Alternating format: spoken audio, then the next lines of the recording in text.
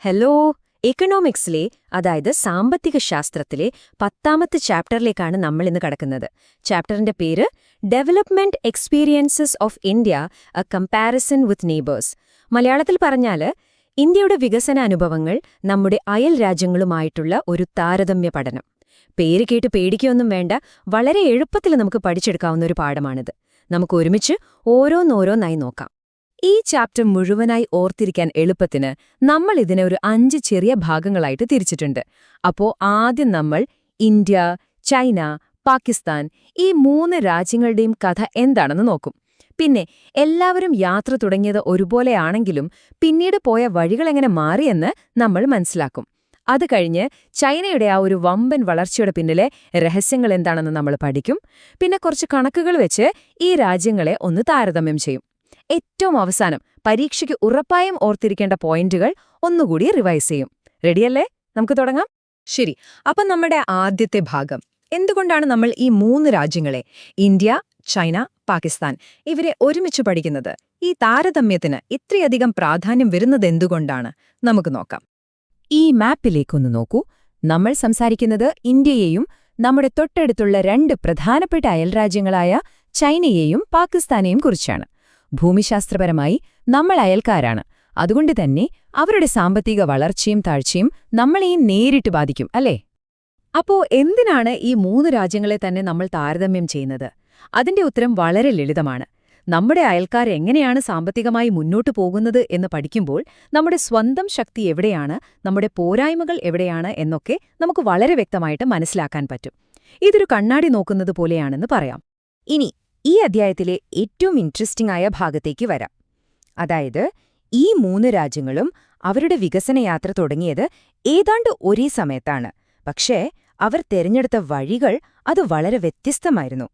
അതെങ്ങനെയായിരുന്നുവെന്ന് നമുക്ക് നോക്കാം. ഈ ടൈം ലൈൻ ഒന്ന് ശ്രദ്ധിച്ചു നോക്കിക്കേ. ഇത് ഓർത്തുവെക്കാൻ വളരെ എളുപ്പമാണ് കേട്ടോ. 1947-ൽ ഇന്ത്യയ്ക്കും പാകിസ്ഥാനും ഒരുമിച്ചാണ് സ്വാതന്ത്ര്യം കിട്ടുന്നത്.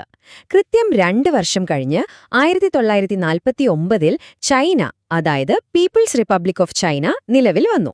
അതിനുശേഷം 1950കളിൽ 3 രാജ്യങ്ങളും ഏതാണ് ഒരുമിച്ച് അവരുടെ ആദ്യത്തെ പഞ്ചവത്സര പദ്ധതികൾ, അതായത് 5-year പ്ലാൻസ് തുടങ്ങി. കണ്ടോ, എല്ലാവരുടെയും തുടക്കം ഒരേ കാലഘട്ടത്തിലായിരുന്നു. ഏകദേശം 1980കൾ വരെ ഈ 3 രാജ്യങ്ങളുടെയും സാമ്പത്തിക വളർച്ചയും ആളോഹരി വരുമാനവും, അതായത് പെർ ക്യാപിറ്റ ഇൻകമും ഏതാണ്ട് ഒരുപോലെയായിരുന്നു. വലിയ വ്യത്യാസങ്ങളൊന്നുമില്ലായിരുന്നു. എന്നാൽ അതിനുശേഷമാണ് കഥയാകെ മാറിയത്. ചിലർ റോക്കറ്റ് പോലെ മുകളിലേക്ക് പോയി, ചിലർ കുറച്ച് പിന്നിലായി. അപ്പോൾ ഇവിടുത്തെ ഏറ്റവും നിർണായകമായ പോയിന്റ് ഇതാണ്.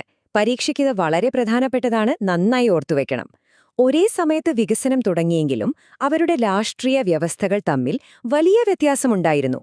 ഇന്ത്യ ലോകത്തിലെ ഏറ്റവും വലിയ ജനാധിപത്യ രാജ്യമാണ്. ചൈനയിലാണെങ്കിൽ ഒറ്റ പാർട്ടി ഭരിക്കുന്ന ഒരു കമാൻഡ് എക്കോണമിയായിരുന്നു. പാകിസ്ഥാനിലാകട്ടെ പലപ്പോഴും പട്ടാള ഭരണമായിരുന്നു ഉണ്ടായിരുന്നത്. ഈ രാഷ്ട്രീയ വ്യത്യാസങ്ങൾ അവരുടെ സാമ്പത്തിക നയങ്ങളെയും ഒരുപാട് സ്വാധീനിച്ചു. ശരി, ഇനി നമുക്ക് ചൈനയിലേക്ക് പോകാം. എങ്ങനെയാണ് ചൈന ഇന്ന് കാണുന്ന ഒരു സാമ്പത്തിക ശക്തിയായി മാറിയത്? അവരുപയോഗിച്ച ചില പ്രത്യേക തന്ത്രങ്ങൾ എന്തൊക്കെയാണെന്ന് നമുക്ക് ലളിതമായിട്ടൊന്ന് പഠിക്കാം.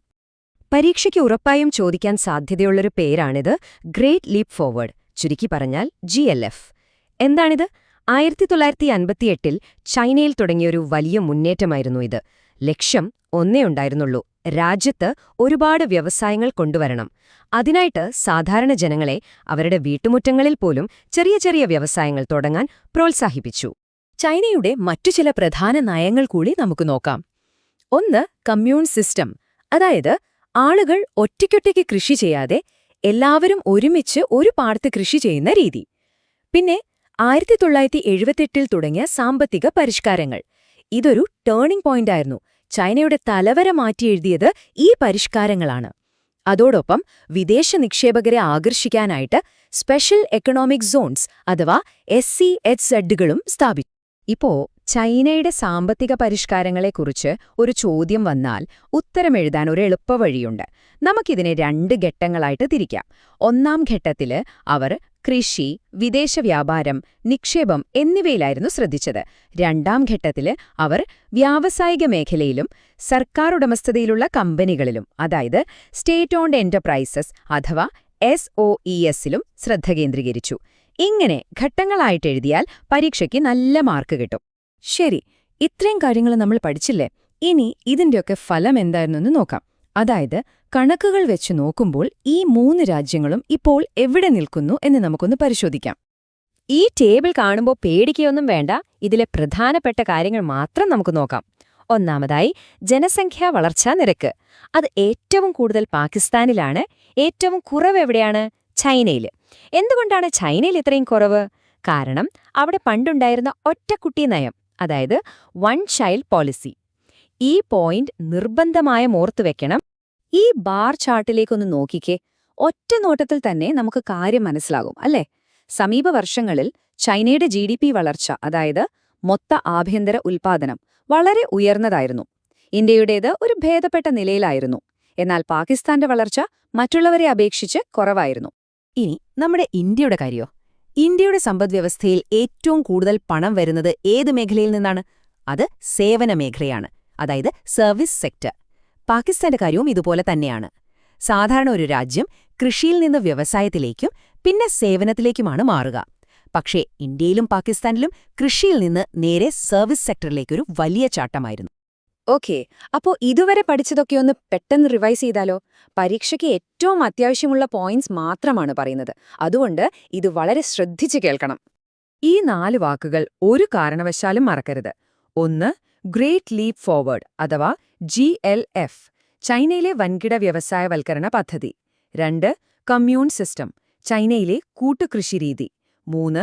SOEs, സർക്കാർ ഉടമസ്ഥതയിലുള്ള സ്ഥാപനങ്ങൾ. 4. വൺ ചൈൽഡ് നോം, ജനസംഖ്യ നിയന്ത്രിക്കാനുള്ള ചൈനയുടെ നയം. ഇവയുടെ ചെറിയൊരു നിർവചനം പരീക്ഷയിൽ 1 വേർഡായിട്ടോ അല്ലെങ്കിൽ 2 മാർക്ക് ക്വസ്റ്റ്യനായിട്ടോ ചോദിക്കാൻ നല്ല സാധ്യതയുണ്ട്. ഈ കാണുന്ന ടേബിൾ ഉണ്ടല്ലോ, ഇതൊരു മാസ്റ്റർ ടേബിളാണ്. ഈ ഒരൊറ്റ ടേബിൾ പഠിച്ചാൽ ഈ അധ്യായത്തിലെ പ്രധാനപ്പെട്ട എല്ലാ താരതമ്യങ്ങളും നിങ്ങളുടെ കയ്യിലിരിക്കും. 3 രാജ്യങ്ങളുടെയും വികസനത്തിന്റെ തുടക്കം, സാമ്പത്തിക മാറ്റം, GDP വളർച്ച, ജനസംഖ്യാ വളർച്ച, ഇങ്ങനെ എല്ലാം ഒറ്റ നോട്ടത്തിൽ ഇതിൽ കാണാം. ഇത് നോട്ട്ബുക്കിൽ കുറിച്ചുവെക്കുന്നത് നിങ്ങൾക്ക് ഒരുപാട് ഗുണം ചെയ്യും. നമ്മൾ എന്തിനാണ് ഇത്രയൊക്കെ പഠിച്ചത് എന്ന് ഓർമ്മിപ്പിക്കുന്ന ഒരു നല്ല വാചകമുണ്ട്. ഭൂമിശാസ്ത്രം നമ്മളെ അയൽക്കാരാക്കി, സാമ്പത്തിക ശാസ്ത്രം നമ്മളെ പങ്കാളികളാക്കി എന്ന്. അതുകൊണ്ട് തന്നെ അയൽ രാജ്യങ്ങളുടെ വളർച്ചയെക്കുറിച്ച് പഠിക്കുന്നത് നമ്മുടെ സ്വന്തം വളർച്ചയ്ക്ക് അത്യാവശ്യമാണ്. ഇനി ഒരാഴ്ചയെ പരീക്ഷയ്ക്കുള്ളൂ, അല്ലേ? പേടിക്കണ്ട. ഈ ചാപ്റ്റർ പഠിക്കാൻ സിമ്പിളായ ഒരു പ്ലാൻ ഞാൻ പറഞ്ഞുതരാം. ആദ്യം ഈ കാര്യങ്ങൾ ഒന്നുകൂടി കേട്ട് നിങ്ങളുടെ ബേസ് ഒന്ന് ഉറപ്പിക്കുക. അതിനുശേഷം ടെക്സ്റ്റ് ബുക്കിലെ ഈ അധ്യായം ഒരു തവണയെങ്കിലും ശ്രദ്ധയോടെ വായിക്കണം. പിന്നെ പാഠത്തിന്റെ അവസാനമുള്ള ചോദ്യങ്ങൾക്ക് ഉത്തരമെഴുതി പരിശീലിക്കണം. ഏറ്റവും പ്രധാനമായി നമ്മളിപ്പോൾ ചർച്ച ചെയ്ത കീ പോയിന്റ്സുകൾ എല്ലാ ദിവസവും ഒന്ന് മുറിവ് ചെയ്യുന്നത് മറക്കരുത്. നിങ്ങൾക്ക് തീർച്ചയായും നല്ല മാർക്ക് നേടാൻ കഴിയും, ഒരു സംശയവും വേണ്ട.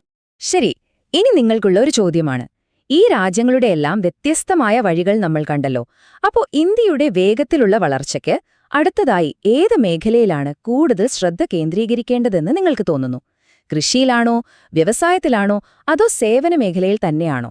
ഇതിനെക്കുറിച്ചൊന്ന് ചിന്തിച്ചു നോക്കൂ. സ്വന്തമായൊരു അഭിപ്രായം ഉണ്ടാക്കുന്നത് ഈ അധ്യായം കൂടുതൽ നന്നായി മനസ്സിലാക്കാൻ നിങ്ങളെ സഹായിക്കും. എല്ലാവർക്കും വിജയാശംസകൾ.